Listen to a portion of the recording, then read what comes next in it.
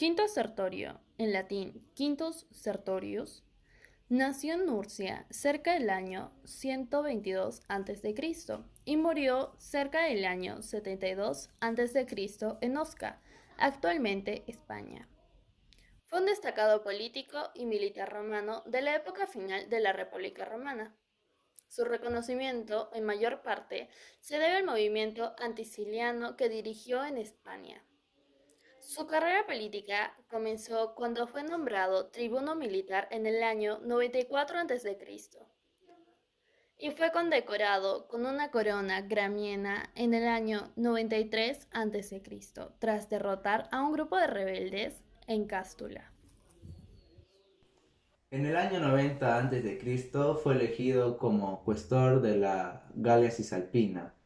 Cuando su cargo como cuestor terminó, combatió en calidad de legatus en el periodo de la Guerra Social. Sertorio encadenó las victorias sobre las fuerzas romanas en Hispania. Su táctica combinaba los métodos romanos junto a la peculiar estilo de guerra o de lucha de los lusitanos que consistía en la guerrilla. Esta táctica combinada consistía básicamente en la devastación del enemigo, en no darle tregua, rapiñar en una rápida manera de actuar y principalmente en evitar las confrontaciones en campo abierto.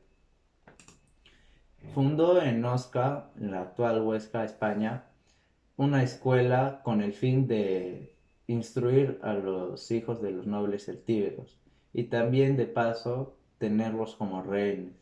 En la misma ciudad fundó, o mejor dicho, creó un senado indígena donde básicamente le dio solo un rol consultivo.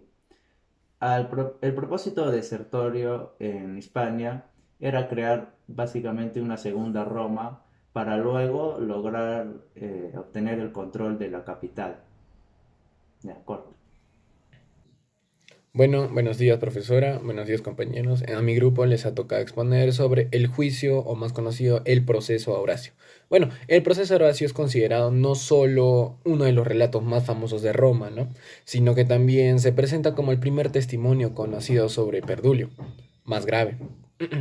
La fragante que implica la aparición de duumvirios y la ejecución sumaria y atroz. En el curso de la guerra entre las ciudades de Alba Longa y Roma, ambas llegan a la conclusión de que es necesario finalizar de una vez por todas las hostilidades con el fin de unir fuerzas ante otros potenciales enemigos. Antes otros posibles enemigos de Italia, claro está, ¿no? Horacio vence, quedando como el único superviviente del combate.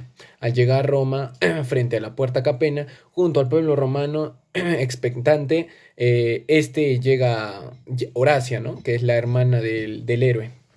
Eh, Horacio monta en cólera y la apuñala ante el pueblo, a su propia hermana. Que el pueblo lo mira atónito en la escena. Pero en adelante, respecto a las circunstancias que rodean la muerte de Horacia y el posterior proceso a su hermano, aparecen variaciones en cuanto al delito cometido, pues Horacio aparece en las fuentes como Perdulis, pero y sobre todo como parricida, perdón, aparece como parricida. Bueno, Horacio es llevado ante el tribunal del rey, pero el monarca se ve entonces en una posición embarazosa, algo así, frente al pueblo, y ordena la creación de un tribunal especial que juzgue a Horacio por el asesinato de su hermano. Creyendo que su labor les impediría mucho, inconcluso absolver que es un inocente, entonces condenaron a Horacio por un crimen de Estado. Lo condenan por, ya mencionado, por un crimen de Estado. Tras la melancólica defensa por parte de su padre y tras justificar la muerte de su hija, el pueblo se conmovió y absolvió a Livio. Se decanta por el cargo de Perdulio.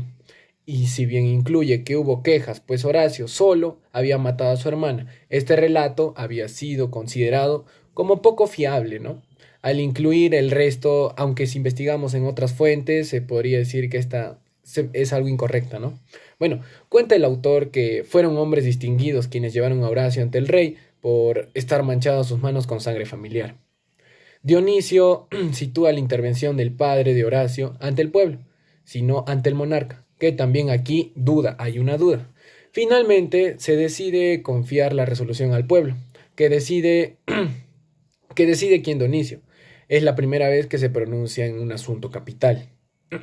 Y lo hace para absolver a Horacio.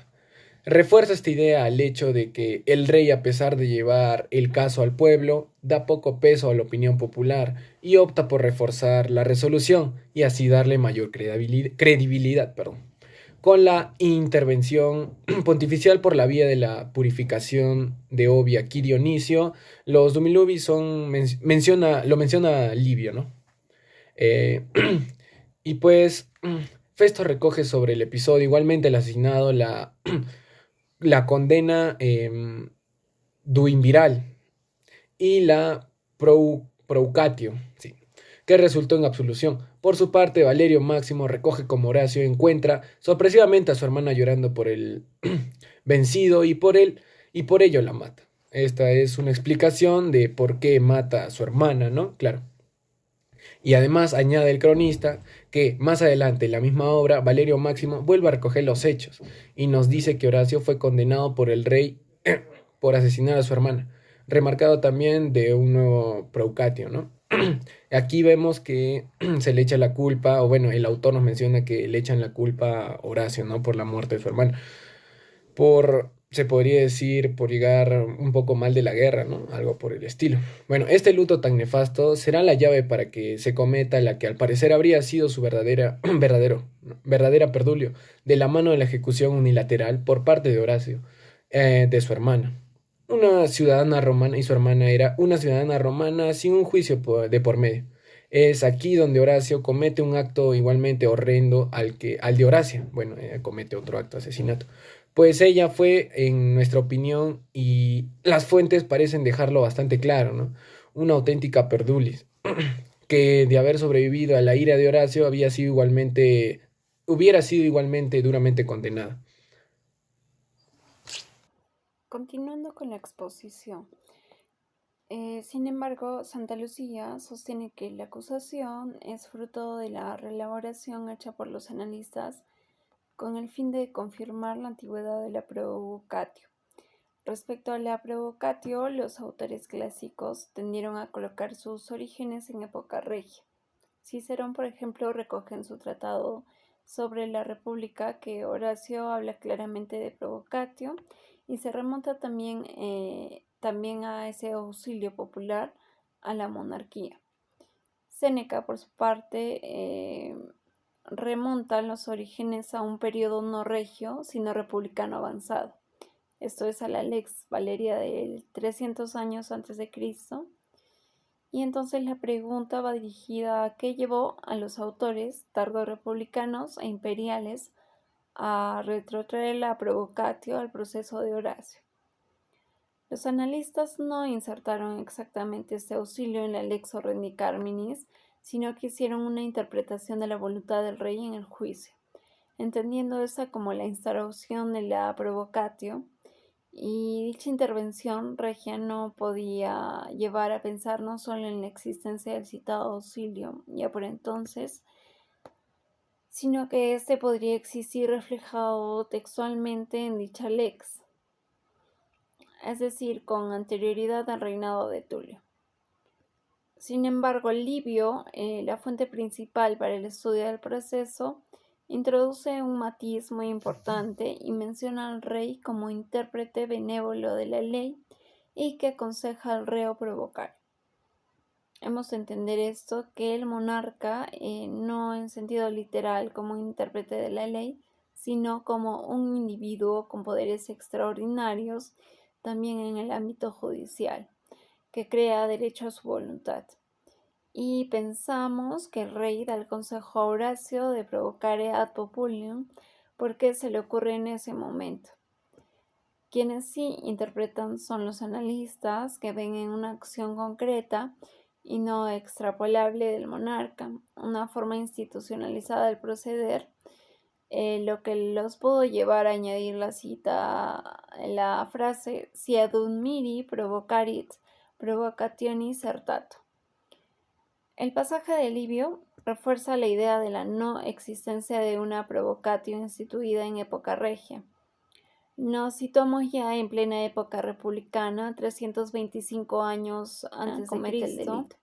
igualmente grave, de autolegitimarse para matar a un romano sin que el resto de la comunidad participe de tan trascendental decisión.